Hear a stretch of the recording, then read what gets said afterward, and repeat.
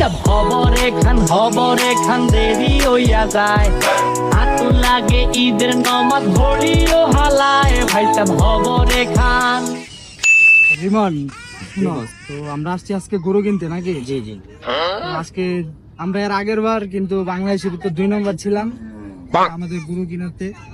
তো এবার যেভাবে হোক আমরা 1 নম্বর আসতে হবে। তো বাজারের সবচেয়ে সেরা গরুটা দেখবা, দাম যতই হোক 10 লাখ 20 লাখ এটা কোনো ম্যাটার না। হ্যাঁ এটাই, এখন বাজারের সবচেয়ে ভালো গরুটা দেখবা, জি বস। সবার পছন্দ হয়। জি বস, এটা আমার উপর আপনার ছাইরা দেন। এই বাজারের সবচেয়ে বড় গরু এবং সবচেয়ে বিশাল গরু, সবচেয়ে দামি গরু আপনাকে কিনা দিই মস্কে, এবং আপনাকে 1 নম্বর আনা এই দায়িত্ব আমার।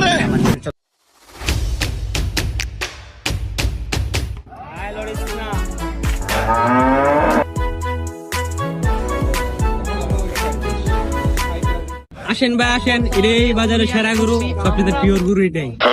বস, পুরা বাজার তো বললাম, কিন্তু এটার মতন তো গরু পাইলাম না। চলেন এটাই নিয়ে আনি। দেখো তাহলে কথা বলে। ভাইয়া তাইলে আপনার গরুর দাম কত রাখবেন?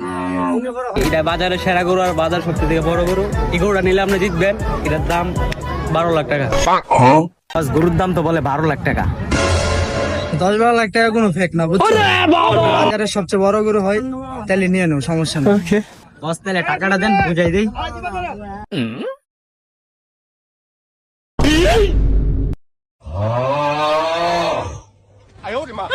বস ধরেন, টাকাটা ধরেন, এটা তো সবজি খান, আর ওই যে আপনার গরু একটু পিছনে টাকা। সবাই 10 টাকা গরু নিতে।